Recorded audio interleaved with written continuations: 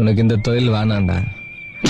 அவன் கூப்பிட்டான், நான் எங்க போனேன் இங்க போனேன், எவனோ அதை சொத்து நின்றீங்க மொத்த பேரையும் வெட்டி போட்டுருவேன்.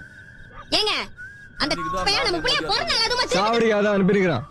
அப்போ அவன் இவனை சாவடிக்கிறதுக்கு சும்மா இருந்துட்டு அதுக்கப்புறம் தான் செய்வியா நீ? அவன் இவன் சைடே வரமாட்டான். ஏன்னா அந்த பையனுக்கு பயம் இல்லை. பயங்கரனா இருந்தா என் தம்பி அடிச்ச உடனே ஊரை விட்டு ஓடிருப்பான். ஏன் எதிர்க்கு வந்து நின்று இருக்க மாட்டான். இவனை மாதிரி பயப்படுறவனுக்கு தான் போய் போய் நோண்டி நிற்பானுங்க. அவனெல்லாம் அப்படியே போட்டுணும். இப்ப நீ அவனை ஒண்ணும் பண்ணாத விட்டனா உன் விரோதக்காரனுங்க என்ன சொல்லுவானுங்க?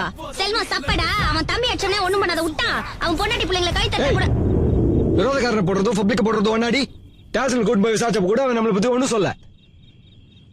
தொழில் ஆபத்து இல்லாதவன் எதுக்கு போய் செஞ்சுன்னு ரவி லைஃப்ல செட் ஆகணும்னா அந்த பையன் பிரச்சனையை தொட விட்டுரு. இல்ல அவனை வெட்டுவே நின்னா தொழில் பண்றத மறந்துடு.